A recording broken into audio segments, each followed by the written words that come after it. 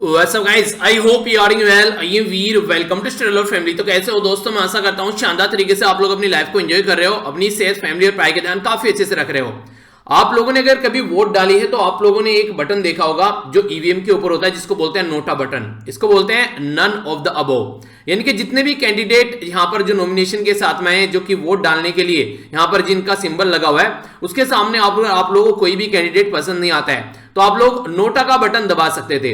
पर लेकिन ये नोटा का बटन जो था ये किसी काम का नहीं था। यानी कि किसी काम का कैसे? इसका डायरेक्ट कोई रिजल्ट देखने को नहीं मिलता था। अगर पता चला नोटा को सबसे ज्यादा वोट भी मिल गई तो अभी फिर इसका कोई रिजल्ट के ऊपर इंपैक्ट नहीं पड़ता था।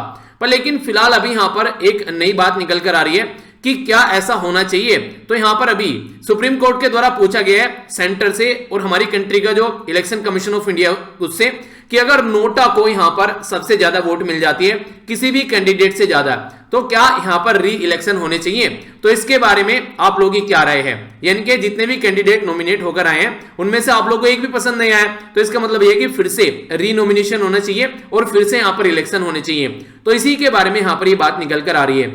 देखिए, स्टार्टिंग में जब ये बटन डाला गया था उस टाइम पर ये बातें रखी गई थी कि जो नन ऑफ द अबोव वाला जो फंड है ये ऐसा है कि जो पॉलिटिकल पार्टी जो क्रिमिनल रिकॉर्ड के साथ में या गलत जो इंटेंशन के जो आदमी है वो पॉलिटिक्स में न आए। पर लेकिन नोटा आने के बाद भी कोई इसके ऊपर इंपैक्ट नहीं पड़ा। आज के में भी चाहे वो कोई सी भी पॉलिटिकल पार्टी हो, कोई भी ऐसी दूध की धुली नहीं है। हर एक पॉलिटिकल पार्टी में आप लोगों को क्रिमिनल चार्ज के साथ में जो कैंडिडेट नजर आएंगे।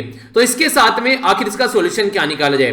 तो फिर इसका सॉल्यूशन ये है कि अगर नोटा आप लोग रखे हुए हैं तो अगर नोटा को सबसे ज्यादा वोट मिल जाती है तो इसका मतलब सीधे सीधे ये हो गया कि लोगों ने रिजेक्ट कर दिया है कि जो आप लोगों ने कैंडिडेट जिनका नॉमिनेशन है तो उनको लोगों ने रिजेक्ट कर दिया, तो फिर से रीनॉमिनेशन होना चाहिए नए कैंडिडेट का और इसी के साथ में फिर से इलेक्शन होना चाहिए।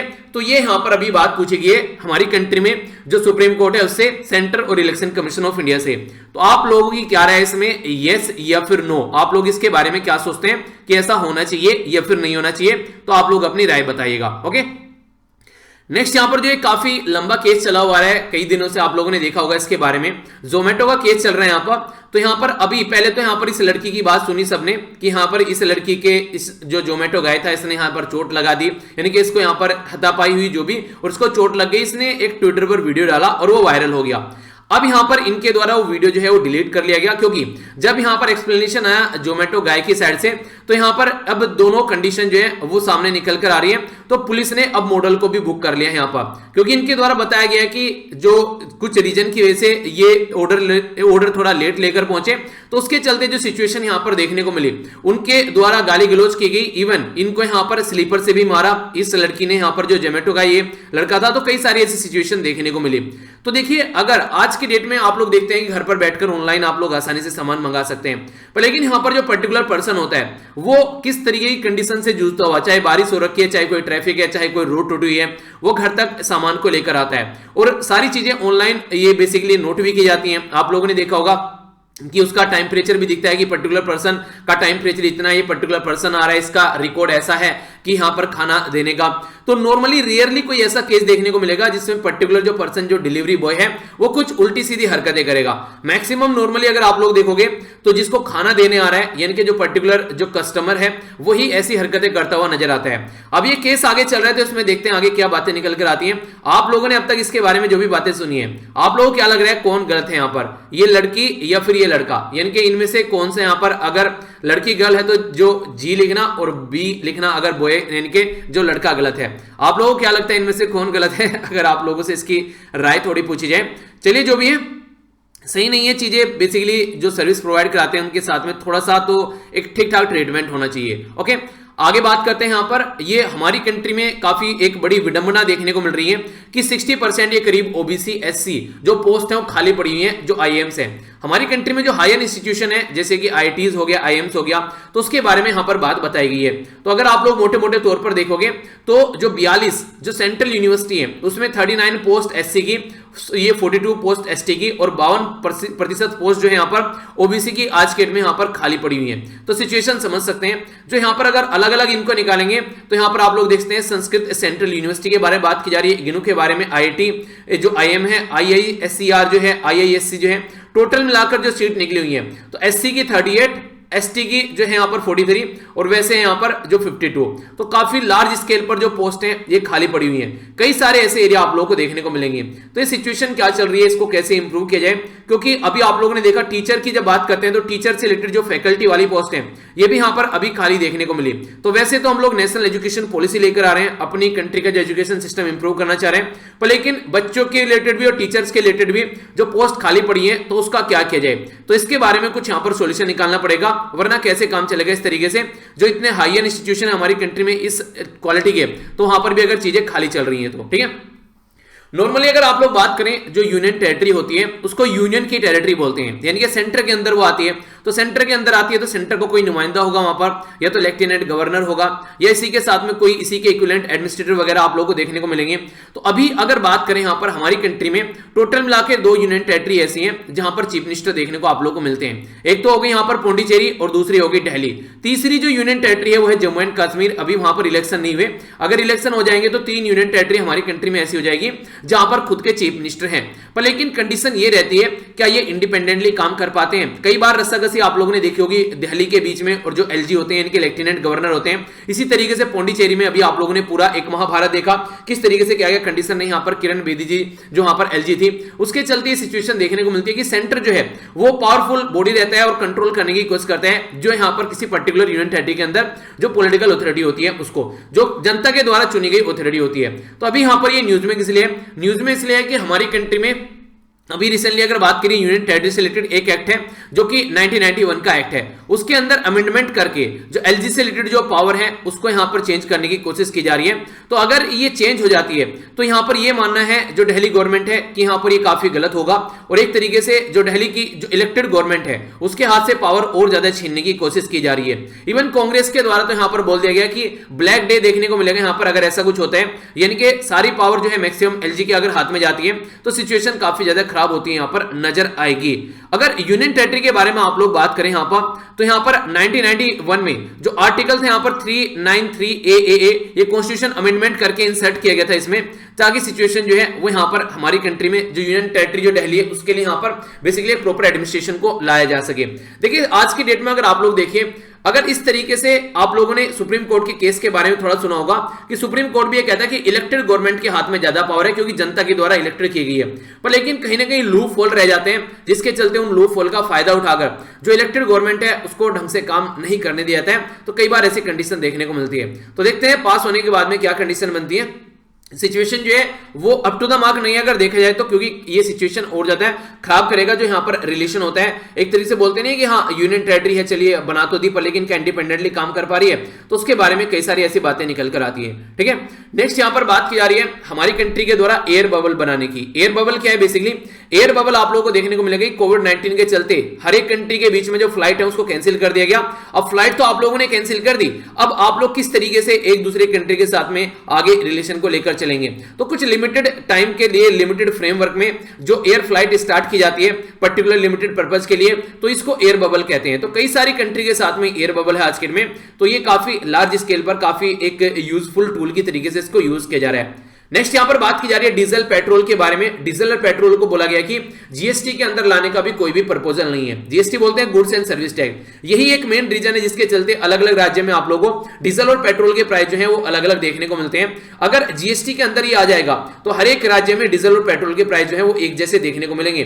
पर लेकिन सबसे बड़ी जो प्रॉब्लम है, इसके ऊपर एक्साइज ड्यूटी लगती है यहाँ पर सेंट्रल गवर्नमेंट की, और वैट लगता है जो स्टेट गवर्नमेंट का, जिसकी वजह से यहाँ पर जो काफी लार्ज स्केल पर ये अलग अलग राज्य में अलग अलग भाव इसका देखने को मिलता है। और नेक्स्ट यहां पर यह भी कंडीशन रहती है कि काफी लार्ज स्केल पर टैक्स लगाया जाता है, तो इसका प्राइस भी अभी 100 से भी करीब आप लोगों को देखने को मिली। तो इसी के चलते घुमा फिराकर ये बोला जा रहा है कि ये सिचुएशन कैसे कंट्रोल की जा सकती है। तो देखिए या तो अपने अपने टैक्स जो है ये कम किए जाए जो यहाँ पर सेंटर और स्टेट है उनके द्वारा, और या फिर इसको जीएसटी में लाकर एक यूनिफॉर्म स्ट्रक्चर तैयार किया जाए जिसके चलते यहाँ पर लोगों के ऊपर इसका ये इंपैक्ट न पड़े। आप लोगों को क्या लगता है, इसको जीएसटी के अंदर लाना चाहिए या फिर नहीं लाना चाहिए?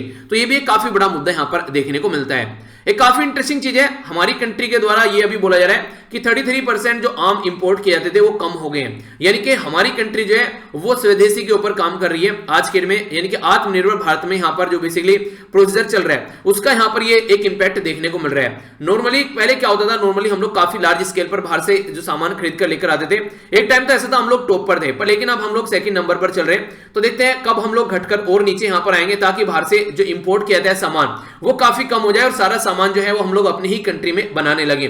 तो उसी के बारे में यहाँ पर बात की जा रही है। आम एक्सपोर्ट के बारे में बात करें तो यहाँ पर एक्सपोर्ट करने वाली कंट्री है, जैसे यूएसए सबसे ज्यादा एक्सपोर्ट करता है, इसलिए यूएसए चाहता है शांति न रहे वर्ल्ड में, कहीं भी वहां पर झड़प होती रहे। अगर झड़प होती रहेगी तो इनका हथियार बेचते रहेंगे और मार्केट इनकी अच्छी खासी बनी रहेगी। मैक्सिमम यही रहता है कि दूसरे की लड़ाई में तीसरा कोई रोटी सेक कर चला जाता है, तो ऐसा ही माहौल आप लोगों को यहां पर भी देखने को मिलता है। ब्रो के बारे में बात की जा रही है, इसको बोलते हैं बॉर्डर रोड ऑर्गेनाइजेशन। तो बॉर्डर रोड ऑर्गेनाइजेशन के द्वारा जो लेह का जो बेसिकली पास था उसको ahead of the schedule open किया जा रहा है, यानी कि इनके द्वारा जो टाइम टेबल बनाया गया था कि इस दिन तक हम लोग को लक्ष्मीकांत खत्म करनी है और इस दिन तक हम लोग को अपनी कोई दूसरी किताब खत्म करनी है, यानी कि जो भी किताब इनके द्वारा बोली गई थी अपने शेड्यूल से पहले इनके द्वारा किताब खत्म कर ली गई है। आप लोगों का शेड्यूल कैसा चल रहा है, आप लोगों ने खत्म किया फिर नहीं की? तो अगर नहीं की है तो अब आप लोगों के पास में काफी कम टाइम बचा हुआ है, तो मेरे हिसाब से तो अब आप लोगों ने कहते कमर कसकर लग जाना चाहिए, वरना फिर दिक्कत हो जाएगी। बॉर्डर रोड ऑर्गेनाइजेशन के बारे में अगर आप लोगों से बात करूं तो शॉर्ट फॉर्म में इसको ब्रो बोलते हैं, सुना होगा ना, ओए ब्रो, ओए डूड, क्या हाल है? तो वही बात है यहाँ पर ब्रो से याद रखिएगा इसको। ये बेसिकली जब ब्रो बोल दिया तो याद रखिएगा ये अकेले इंडिया के लिए काम नहीं करता है, तो फ्रेंडली जो नेबर है जैसे अफगानिस्तान, भूटान, म्यांमार, श्रीलंका में भी इसके द्वारा रोड यानी कि सड़कें बनाई गई हैं या फिर कंस्ट्रक्शन के काम किए गए हैं। तो ओनली हमारी कंट्री के लिए नहीं है, दूसरी कंट्री के लिए भी काम किए गए हैं। फाउंड किया गया था इसको 7 मई 1960s के अंदर में। अगर बात करें हेडक्वार्टर न्यू दिल्ली में, फाउंडर जवाहरलाल नेहरू साहब थे। Parent organisation ministry of defence है, ठीक है। पहले जो थी यहां पर ये अपना जो फंड वगैरह था इसको ministry of road transport and highway से मिलता था, और आप लोगों से कंफ्यूजन में भी डाला जा सकता है कि बॉर्डर रोड ऑर्गेनाइजेशन या रोड वगैरह बनाने का काम करती है तो ministry of road transport and highway के अंडर होगी। नहीं, पहले ऐसा होता था कि फंड यहां से मिलता था और यहां पर आज के में तो कंप्लीटली इसी के अंदर इसको ला दिया गया है जो कि मिनिस्ट्री ऑफ डिफेंस है, ठीक है। इनके द्वारा बोला जाता है कि everything is achievable through hard work. तो आप लोग यहां से सीख भी सकते हैं इनके द्वारा क्या बोला जा रहा है कि सब कुछ आप लोग यहां पर अचीव कर सकते हैं हार्ड वर्क के थ्रू, ठीक है। तो ये बातें बोली जा रही है। डायरेक्टर जनरल कौन है इसका, ये आप लोग बताइए। आज के लिए मिनिस्ट्री ऑफ डिफेंस के अंडर में कंप्लीटली ये बॉडी आती है, ठीक है। आगे बढ़ते हैं, एक और छोटी सी न्यूज है यहां पर, ये बात की जा रही है बेसिकली जो बी फेंसिंग होती है, बी फेंस लगाया जाता है। अगर आज के डेट में हम लोग ह्यूमन और एनिमल के बीच में कॉन्फ्लिक्ट की बात करें, यानी कि आज की डेट में आप लोगों ने कई बार देखा होगा कि पर्टिकुलर एरिया में कोई जानवर आकर घुस गया, वहां पर जानवरों ने यहां पर कई सारे लोगों को खा डाला, पर लेकिन उल्टा है, हम लोग आज के डेट में जानवरों के एरिया में जाकर रह रहे हैं, यानी कि जंगलों में जाकर हम लोग रहने लगे, कंस्ट्रक्शन करने लगे हैं, तो उनको बेचारों को जगह नहीं मिलती है, तो फिर वो क्या करें। चलिए फिर भी कोई ना कोई सोल्यूशन निकालना पड़ेगा।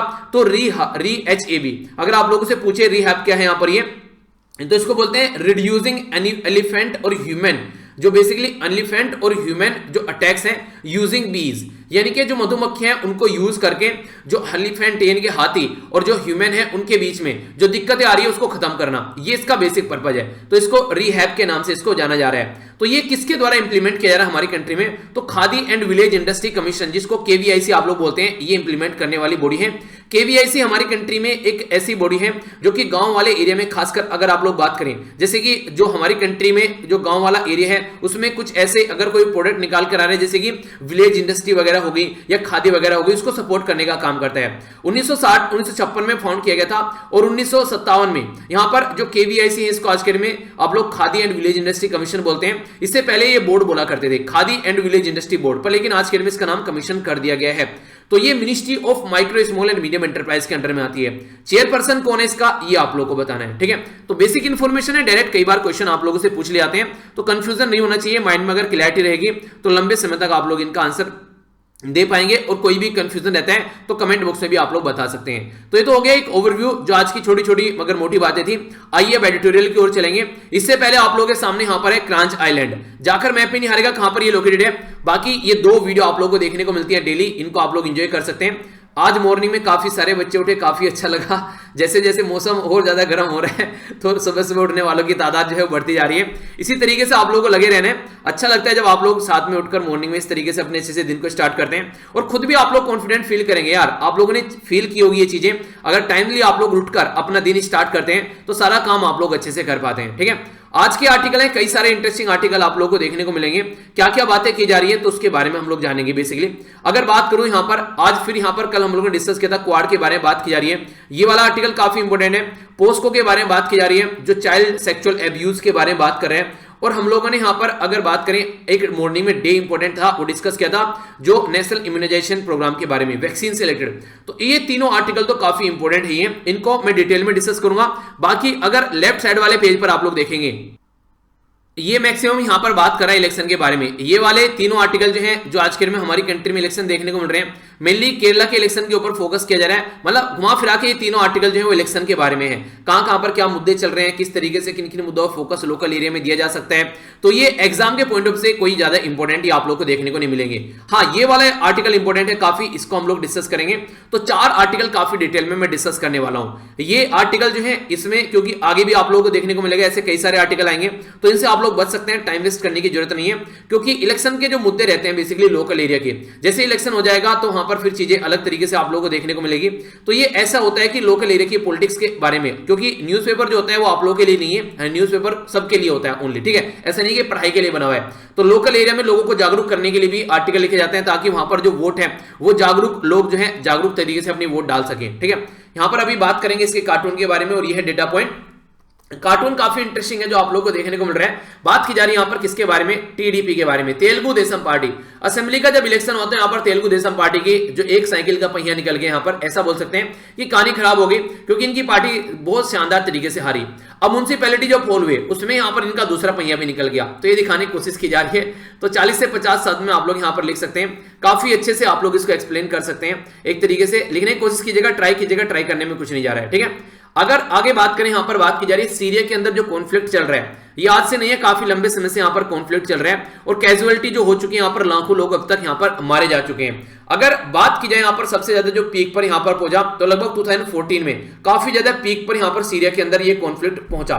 इसमें बहुत सारे लोगों की जान गई, जिसमें मैन के बारे में बात करें, चिल्ड्रन के बारे में, सीरियन जो मिलिटिया है, सोल्जर है, जिहादिस्ट है, या फिर अरब जो यहां पर आज के में देखें तो ये कई सारे लोगों की यहां पर जान जाती है आप लोगों को नजर आई। यानी कि देख सकते हैं कितने सारे लोग अब तक यहां पर इसकी चपेट में आ चुके हैं। तो किस तरीके से इसको सुधारा जाए, तो ये सोचने की बात है, क्योंकि ये इतने लंबे समय से जो कॉन्फ्लिक्ट चला हुआ है, लगभग 1 दशक हो गया है, और अभी यहां पर कोई शांति नहीं है। असरबल असद साहब की यहां पर गवर्नमेंट है, असरबल असद साहब के साथ में खड़े हैं यहां पर रसिया के पुतिन साहब, बाकी के अपोजिशन में जो है वहां पर कई सारी पॉलिटिकल पार्टी है। तो एक महाभारत का आप लोगों ने सुना होगा ना, महाभारत पूरा, तो जैसे महाभारत में दुनिया भर की पार्टी थी, तो ऐसे ही सीरिया भी एक दंगल बना हुआ है आज की डेट में। तो इस तरीके से क्या इसका सॉल्यूशन निकाला जाए। बहुत सारे लोग जो है ये माना जाता है कि रिफ्यूजी बन चुके हैं, दूसरे एरिया में जाकर असाइलम ले रखे हैं आसपास वाले एरिया में, बहुत सारे सीरिया के लोग, जैसे इराक हो गया, जॉर्डन हो गया, लेबनान हो गया, तो ये पड़ोसी देश हैं इसके। तो दुनिया भर के लोग आज के में यहां पर जाकर भी रह रहे हैं, क्योंकि अपनी कंट्री में तो कोई ऐसा लग नहीं रहा है कि कोई शांति यहां पर मिल सकती है इनको। मैप में भी आप एक बार यहां पर देखते हैं, ये सीरिया हो गया, यहां पर दमस्कस जो इसकी आप लोगों को कैपिटल देखने को मिलेगी। पड़ोसी देश इराक हो गया, ये तुर्की हो गया, ये जॉर्डन हो गया, ठीक है। यहां पर आप लोग इजराइल देख सकते हैं, ये लेबनान आप लोग देखते हैं। तो इसी के साथ में यहां पर एक कुर्द कम्युनिटी वाला एरिया आप लोगों ने देखा होगा। कुर्द कम्युनिटी जो है यहां पर वो एक अलग कंट्री बनाना चाहते हैं, यहां पर तुर्की, ईरान, सीरिया, इराक से अपना एरिया निकालकर, जो कि कई बार न्यूज में रहता है। तो उसके बारे में कुर्दिस्तान बनाना चाहते हैं, तो वो भी आप लोग याद रखिएगा, जिस पर जो तुर्की है वो काफी गुस्सा रहता है कुर्दिस्तान वाले एरिया को लेकर। इसी के साथ में ऊपर ब्लैक सी आप लोगों को देखने को मिल रहा है, ये हो गया कैस्पियन सी यहां पर, इसी के साथ में यहां पर हो गया मेडिटेरेनियन सी, ठीक है। चलिए मैप आप लोगों को देखने को मिलेगा। कैस्पियन सी के साथ में अगर आप लोगों से बात की जाए, तो ये तो इधर ईरान टच कर रहा है। इधर अगर आप लोगों से पूछूं ये कंट्री का नाम क्या है कैस्पियन सी के पास में, तो एक मैप बेस्ड क्वेश्चन हो जाएगा, ये आप लोग बता सकते हैं।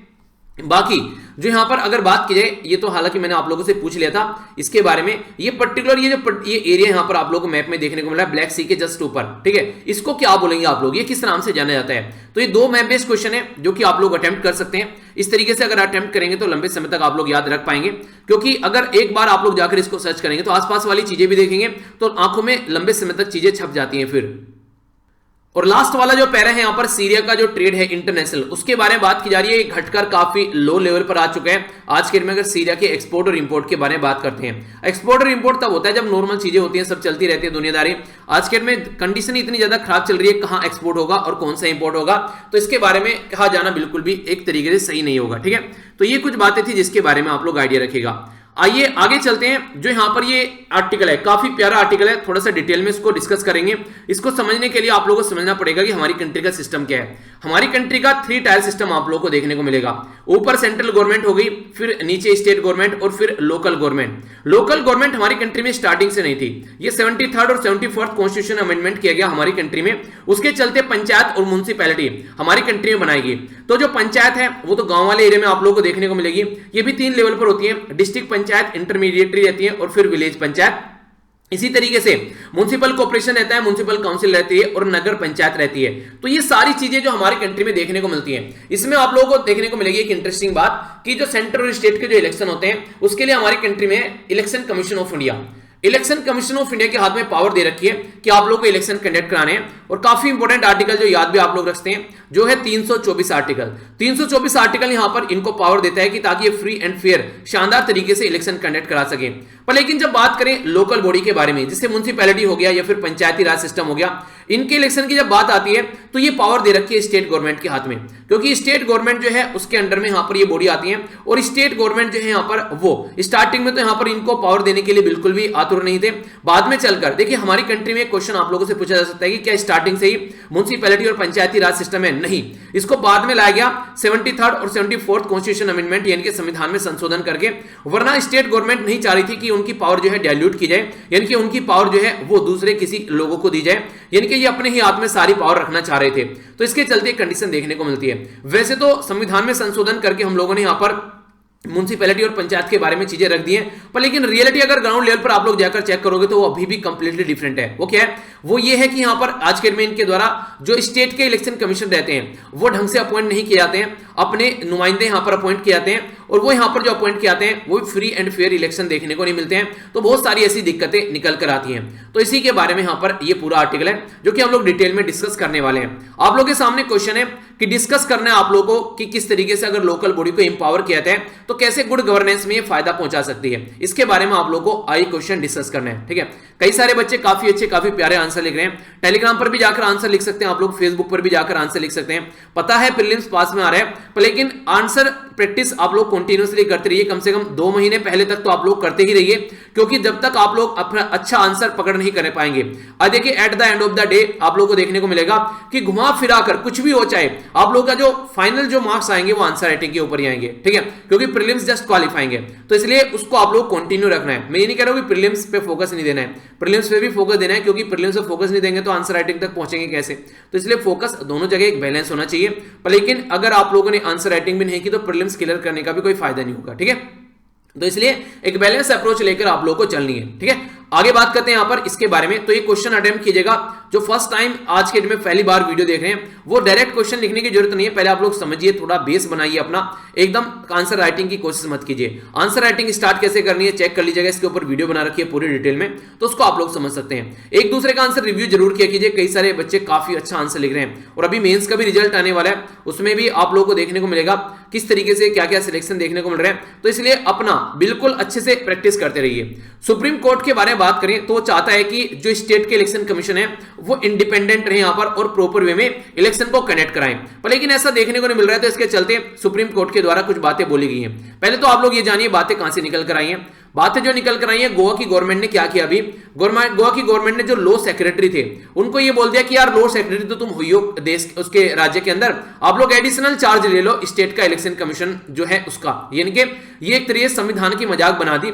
यानी कि ऐसा लग रहा है कि चलो ये तो साइड की चीज है, इसको भी कर लो यार, तुम कुछ तो कर ही रहे हो, चलो ये भी कर लो साइड में। ठीक है, ऐसे बात बोली जा रही है। ठीक है, तो ये कितना सही है। यहाँ पर एक कॉन्स्टिट्यूशनल पोस्ट आप लोग साइड बाय पोस्ट आप लोगों ने बना दी। तो ये कई सारी बातें ऐसी फिलहाल अभी रिसेंटली देखने को मिल रही थी। तो उसी के चलते जो सुप्रीम कोर्ट है उसने गुस्सा होते हुए यहां पर अभी इसी के ऊपर एक आदेश दिया है, उसके बारे में भी आप लोगों से बात करूंगा। देखिए हमारी कंट्री में जो अर्बन और जो लोकल बॉडीज होती है ना, वो बेसिकली 3 टायर सिस्टम का पार्ट है, पर लेकिन इनके पास में कोई ज्यादा पावर देखने को नहीं मिलती है। ना तो इनके पास में पैसा रहता है, स्टेट गवर्नमेंट जितना पैसा दे देता है। संविधान में अमेंडमेंट करके इनको डाल तो गया है संविधान के अंदर में, पर लेकिन इनके पास में कोई ऑटोनॉमी है नहीं है जिस तरीके से काम कर सकते हैं। अगर इलेक्शन भी यहां पर होते हैं उसमें भी कई बार वायलेंस देखने को मिलेगा।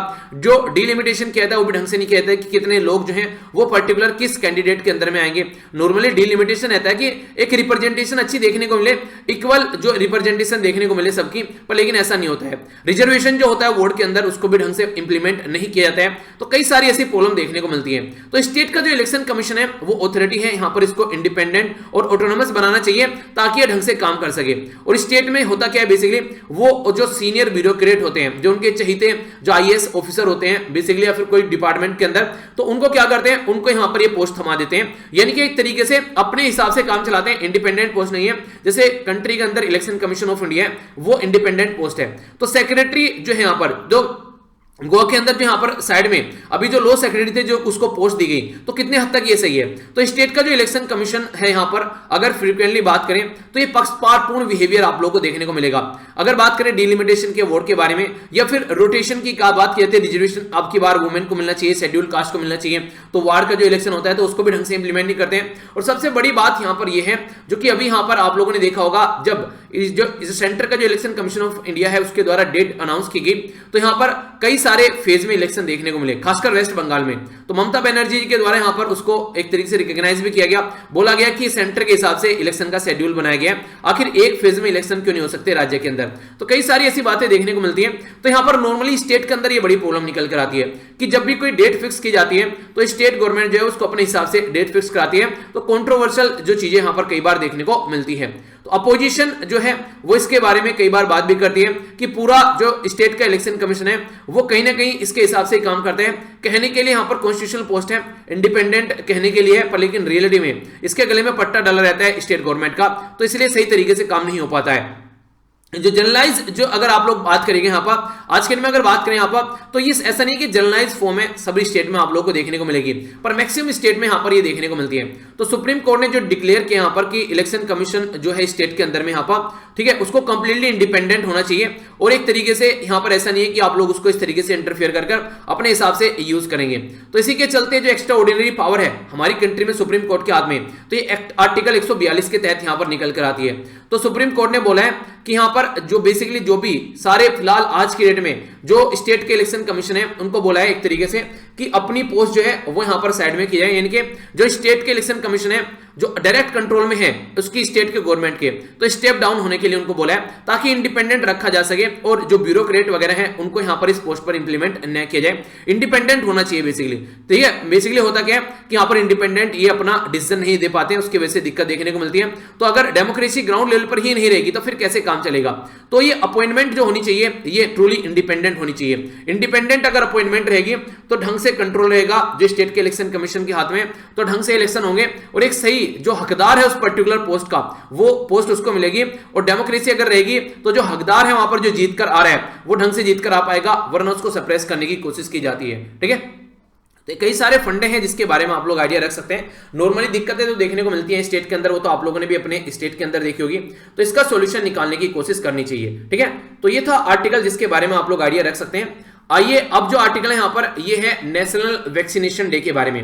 हालांकि मॉर्निंग में अगर आप लोगों ने वीडियो देखी है तो उसमें मैं चीजें डिस्कस कर चुका हूं, पर लेकिन यहाँ पर आर्टिकल है पूरा। ठीक है, यहाँ पर डे के बारे में नहीं है, ओनली डे तो मैं आप लोगों को बता रहा हूँ एक्स्ट्रा। ठीक है, तो 16 मार्च को ये सेलिब्रेट किया था, 2021 में भी 16 मार्च को ये सेलिब्रेट किया गया, पर लेकिन पहली बार जब सेलिब्रेट किया गया था तो किया गया था 16 मार्च 1995 में, जिसको हम लोग नेशनल वैक्सीनेशन डे के नाम से जानते हैं। नॉर्मली इसको एक और नाम से पुकारा जाता है, नेशनल इम्यूनाइजेशन डे के नाम से। ठीक है, आप लोगों के माइंड में अगर कंफ्यूजन है कि आखिर ये 1995 में ऐसा क्या हो गया कि ये डे सेलिब्रेट करना हम लोगों ने स्टार्ट कर दिया, तो अगर बात करें तो पोलियो की दवाई आप लोगों ने कई बार सुना होगा, 2 बूंद जिंदगी के, तो उसी के बारे में अगर बात करें तो हमारी कंट्री में जो ये अगर बात करते हैं नेशनल जो वैक्सीन जो डे है ये स्टार्ट किया गया था हमारी कंट्री में पोलियो वैक्सीन के तौर पर। तो पोलियो की दवाई देना स्टार्ट की गई थी हमारी कंट्री में 1995 में। तो 1995 जो 16 मार्च था पोलियो की दवाई स्टार्ट की गई, तो वैक्सीनेशन स्टार्ट किया गया पोलियो की बीमारी को खत्म करने के लिए। और 1995 से लेकर ये जो मुहिम चली ये लगातार 2011 तक आप लोगों को देखने को मिली कंटिन्यूअस।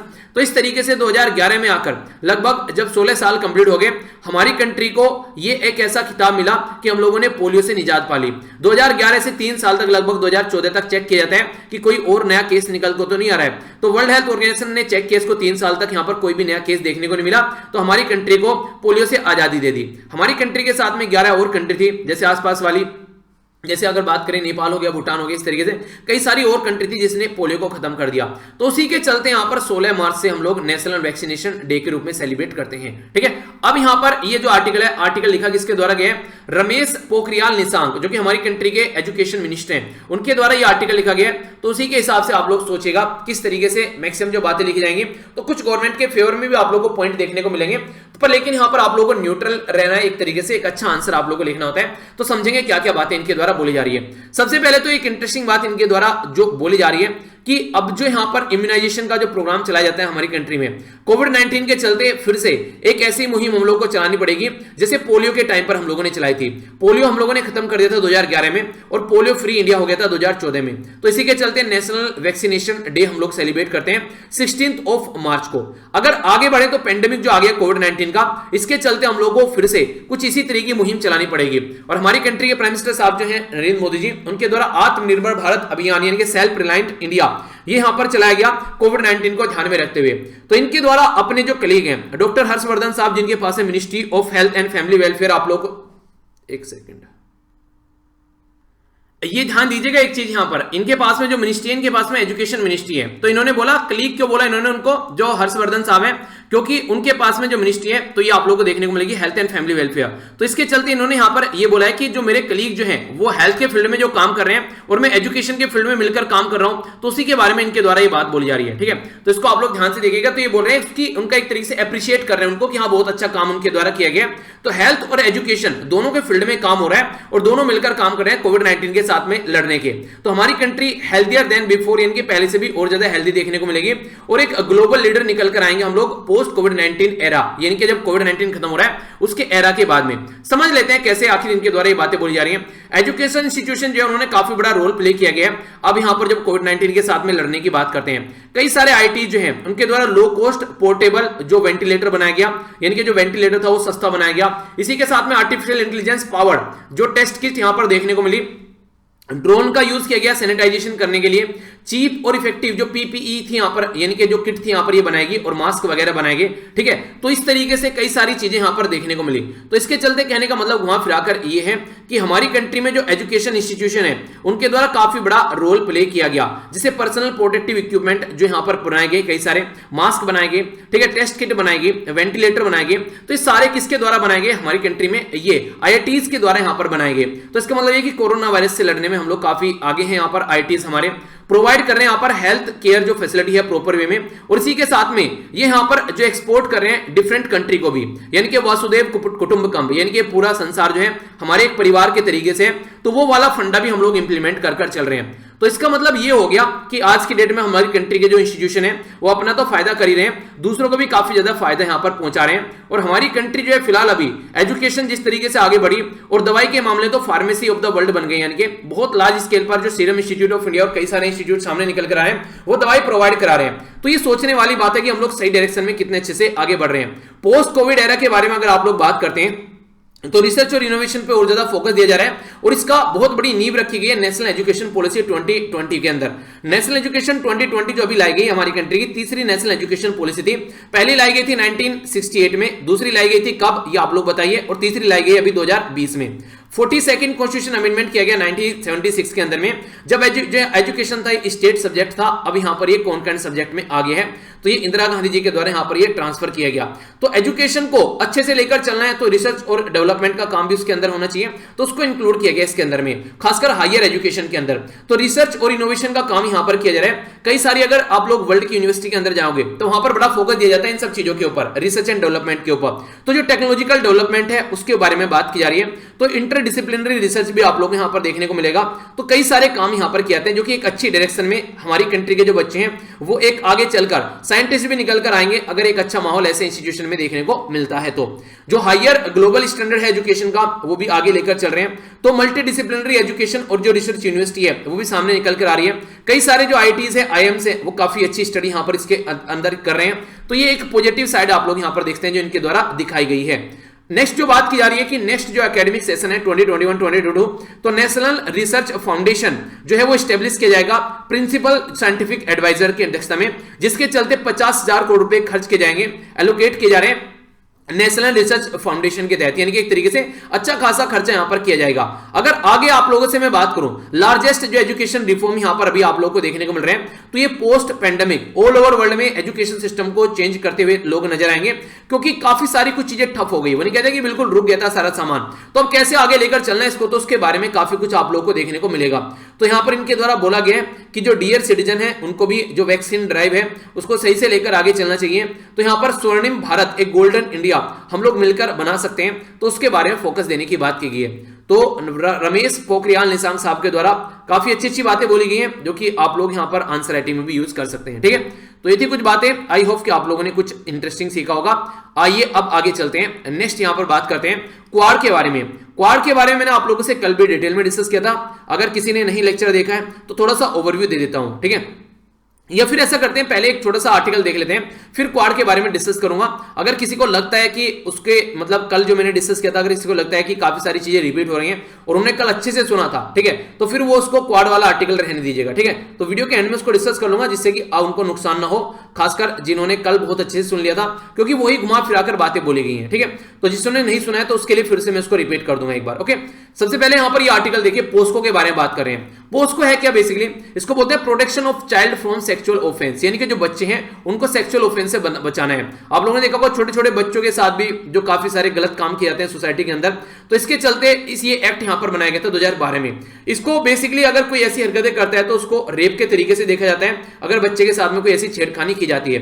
देखिए, अगर कोई पर्टिकुलर पर्सन है जिसकी एज जो है वो 18 साल से ऊपर हो चुकी है, ठीक है, तो उसके पास में हक है, वो डिसाइड कर सकते हैं किसी के साथ में इंडिपेंडेंटली उसको फिजिकल रिलेशन बनाने या फिर नहीं बनाने हैं, तो उसकी इंडिपेंडेंसी रहेगी, अपने हिसाब से डिसाइड कर सकते हैं। पर लेकिन 18 साल से अगर नीचे का है तो यहां पर उसको अलग तरीके से देखा जाता है कि पोस्को के अंदर ये बोला गया कि पर्सन की अगर बोलते हैं ना कंसेंट दे रखी है कि वो भी चाहता था कि उसके साथ में इस तरीके से रिलेशन बनाया जाए, तो ये बोला जा रहा है कि क्योंकि 18 साल से नीचे है तो इस तरीके से यहां पर छोटा है, अभी बच्चा है, तो उसको उस तरीके से नहीं देखा जाएगा कि कंसेंट थी उसको अगर आप लोग इसको उसके साथ में फिजिकल रिलेशन बनाते हैं, सेक्स होता है, तो उसको आप लोग रेप की कैटेगरी में रखेंगे, क्योंकि बच्चा है अभी, उसकी कोई इस तरीके से नहीं कि हाँ वो रजामंद था, क्या पता किस तरीके से बहलाकर फुसलाकर उस बच्चे के साथ में ये हरकतें की गई हैं, इस तरीके से कोई गंदा काम उसके साथ में किया गया, तो उसको रेप की कैटेगरी में रखा जाएगा। और इवन हमारा संविधान जो है आर्टिकल 15 के अंदर अगर आप लोग जाएंगे तो यहां पर स्पेशल प्रोविजन रखे गए हैं वुमेन और चाइल्ड के लिए, ताकि इस तरीके से स्पेशल हम लोग कोई एक्ट बना सकें। और इवन हमारा संविधान क्या, अगर बात करेंगे UN convention on right two of child के बारे में बात करते हैं, तो protection of child right from sexual assault या फिर सेक्सुअल हरासमेंट या फिर पोर्नोग्राफी, इनके बारे में बात की जाती है। यानी कि बच्चों को किसी भी तरीके से भला फुसलाकर उनके साथ में कुछ भी कोई भी गलत काम नहीं करना है, ये यहां पर यूएन भी यहां पर इसके बारे में बात करता है। तो इसी के बारे में यहां पर ये बातें की जा रही हैं। अभी अगर एक्ट के बारे में बात करें, जो पोस्को है यहां पर एक्ट, वो अलग अलग तरीके से चीजों को डिफाइन करता है। एक तो बात करता है कि अगर पूरा कंप्लीटली यहां पर किसी पर्टिकुलर बंदे के किसी पर्टिकुलर बच्चे के साथ में सेक्स किया जाता है, complete penetration, non penetration assault अगर देखने को मिलता है, छेड़खानी की जाती है खासकर छोटे छोटे बच्चों के साथ में। एक सीरीज स्टार्ट की गई थी आमिर खान के द्वारा, सत्यमेव जयते, वो मुझे अभी याद आता है, वहां पर उनके द्वारा दिखाया गया था कि हम लोग को बच्चों को कैसे गाइड करना चाहिए आज के डेट में। अगर बच्चों को कोई टच करता है, उसके प्राइवेट पार्ट पर हाथ लगाता है छोटे छोटे बच्चों को, तो कम से कम बच्चों को भी आप लोग गाइड करना चाहिए कि अगर कोई इस तरीके से टच करता है तो तुरंत आकर हम लोग को बताना है। ठीक है, सेक्सुअल हरासमेंट कोई करता है, कोई पोर्नोग्राफी उनको दिखाता है, कोई इस तरीके से पोर्न मूवी उनको दिखाता है, तो बच्चों के साथ में अगर कोई ऐसी हरकतें करता है, तो कई बार क्या होता है, माँ बाप ट्रस्ट कर बच्चों को जो है किसी दूसरे के पास में छोड़कर चले जाते हैं, पर लेकिन वो इंसान अंदर से कितना बड़ा दरिंदा है इसके बारे में आप लोग थोड़ी ना पता लगा पाएंगे। और ये आसपास के आप लोगों को जानने वाले ही लोग देखने को मिलेंगे जो इस तरीके की हरकतें करते हुए नजर आते हैं। तो इसलिए पेरेंट्स को भी थोड़ा सतर्क रहना पड़ेगा, ताकि इस तरीके का कोई दरिंदा जो है वो ऐसी हरकतें यहां पर न करे, तो उससे थोड़ा सा बचाया जा सके। तो जो केस बात की जा रही है चाइल्ड सेक्सुअल एब्यूज के बारे में, तो विद इन 1 ईयर यहां पर ये केस कंप्लीट होना चाहिए। अगर कोई ऐसा केस निकल कर आता है तो ये भी इसके अंदर प्रोविजन रखा गया है। Protection of the child from sexual offence जो है, इसके लिए ई बॉक्स भी बनाया गया 2016 में, यानी कि ऑनलाइन भी आप लोग जाकर यहां पर कंप्लेंट फाइल कर सकते हैं सेक्सुअल एब्यूज से रिलेटेड, तो उसके ऊपर कार्रवाई की जाएगी। National commission for protection of the child right यहां पर इनिशिएट करेगा और डायरेक्शन देगा यहां पर, ताकि जो क्राइम है उसके खिलाफ यहां पर सॉल्यूशन उसका निकाला जा सके। ऑनलाइन कंप्लेंट जो मैनेजमेंट इनेबल किया जाता है, इजी रिपोर्टिंग की जाए और इसी के साथ में टाइमली एक्शन लिया जा सके पोस्को एक्ट के तहत। यहां पर तो प्रोविजन तो कई सारे हैं, पर लेकिन इंप्लीमेंट कितना होता है वो देखने को मिलेगा। अगर इंप्लीमेंट होता है ढंग से तो कितना अच्छे से हम लोग चीजों को कंट्रोल कर पा रहे हैं। तो ये कुछ बातें हैं, आई होप कि आप लोग इसको समझ पा रहे होंगे। तो अभी एक केस देखने को मिल रहा है जिसमें यहां पर एक ऐसा ही केस निकल रहा है, तो उसके चलते अभी उसका जो चीजें हैं ये आर्टिकल लिखा गया है। तो केस जो कुछ भी है, पर लेकिन एक बेसिक जो चीजें हैं इसके बारे में वो आप लोगों को पता होनी चाहिए कि पोस्को है क्या। ठीक है, अब इस आर्टिकल के बारे में मैं आप लोगों से बात करूंगा क्वाड के बारे में। तो क्वाड के बारे में अगर आप लोगों से पहले बात की जाए तो 4 कंट्री है इसमें, इंडिया, ऑस्ट्रेलिया, यूएसए और जापान। मैप में आप लोग यहां पर देखते हैं इंडिया, ऑस्ट्रेलिया, यूएसए और जापान। ठीक है, तो ये जो कंट्री है यहां पर इनके द्वारा चाइना को टैकल करने की कोशिश की गई थी स्टार्टिंग से ही। हालांकि ये जो मुहिम स्टार्ट हुई थी जब सुनामी आई थी, तो सुनामी के बाद में 2004 में जब आप लोगों को सुनामी देखने को मिली, तो वहां से एक माहौल बना था कि मिलकर काम करना चाहिए डिजास्टर के फील्ड में, कि इस एरिया में डिजास्टर आया तो उसके चलते मिलकर काम करना चाहिए। हालांकि चीजें जो है वो आगे अलग डायरेक्शन में चली, वो एक बात की बात है, पर लेकिन उस टाइम पर चीजें स्टार्ट हुई थी। फिर आगे चल के 2007 में एक क्वाड्रिलेटरल सिक्योरिटी डायलॉग का नाम रखा गया, जिसका नाम चेंज करके क्वाड्रिलेटरल फ्रेमवर्क कर दिया गया आगे चलकर। मतलब क्या था इसका, सीधा सीधा मतलब यह था कि क्वाड्रिलेटरल फ्रेमवर्क जो आप लोग यहां पर बोल रहे हैं, तो यहां पर एक बड़ा एक ब्रॉड व्यू आप लोग लेकर चल रहे हैं। सिक्योरिटी डायलॉग का मतलब कि शॉर्ट फॉर्म में आप लोग चीजों को लेकर चल रहे हैं। एशियन या मिनी नेटो के नाम से भी इसको जाना जाता है कई बार, जो मिलिट्री और एक तरीके से इकोनॉमिक जो आजकल में पावर हो गई है चाइना की, कि उसको टैकल करने के लिए यहां पर कोशिश की जाती है। क्वाड जो था 2017 में जो यूएसए, ऑस्ट्रेलिया और जापान जो है इनके द्वारा मिलकर इंडिया के साथ में यहां पर ये कोalition जो देखने को मिल रहा है इसमें, तो इसमें क्रिटिकल जो सी रूट है खासकर इंडो पैसिफिक वाले रीजन में चाइना का दबदबा रहता है, तो उसको बेसिकली कंट्रोल करने की कोशिश की जाती है। तो मालाबार एक्सरसाइज भी देखने को मिलती है इंडिया, जापान, यूएसए के बीच में इंडो पैसिफिक रीजन में। तो यहां पर भी क्वाड की कंट्री जो है वो मिलकर काम करती है। क्वाड की पहली समिट अभी देखने को मिली जिसको क्वाड्रिलेटरल फ्रेमवर्क नाम दिया गया, जिसमें यूएसए के द्वारा होस्ट की गई। याद रखना ये यूएसए के द्वारा होस्ट की गई है। अगर फरवरी के बारे में बात करें तो क्वाड की मिनिस्ट्रियल मीटिंग देखने को मिली थी।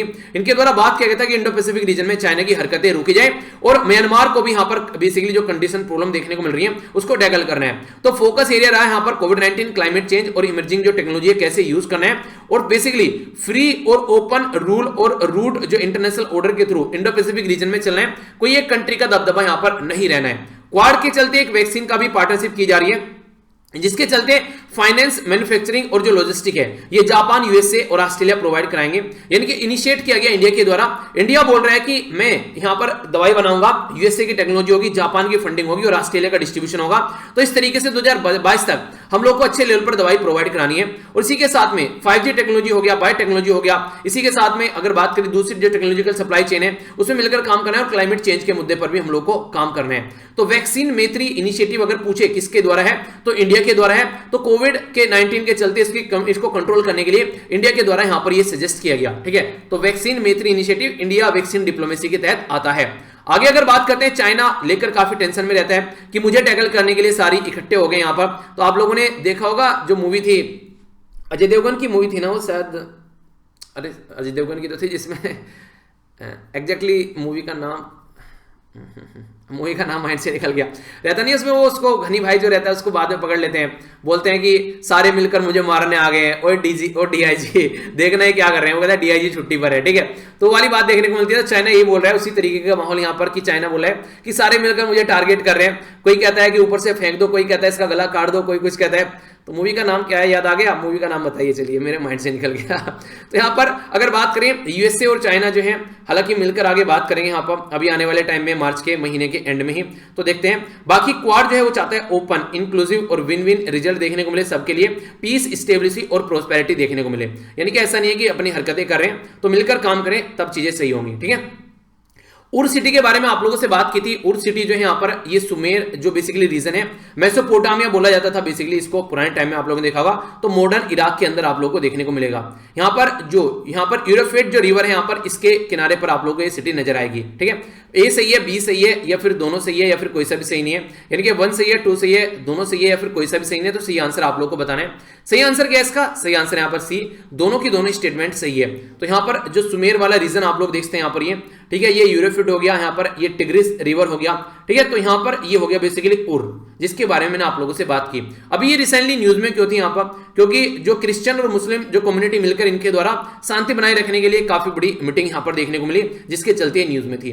तो ये था टोटल आज का डिस्कशन। मैं आशा करता हूँ शानदार तरीके से आप लोगों ने इसको एंजॉय किया होगा। यहां से जाकर पीडीएफ डाउनलोड कर लेना, सारी पीडीएफ एक जगह इकट्ठे मिल जाएगी। इसी के साथ में ट्विटर, इंस्टाग्राम और फेसबुक पर भी मेरे साथ कनेक्ट रह सकते हैं, सारे लिंक वीडियो के नीचे है। तो मिलता हूं नेक्स्ट लेक्चर में। बड़ों को नमस्ते, छोटों को प्यार, छोटी सी लाइफ एंजॉय करो यार। तब तक के लिए जय हिंद।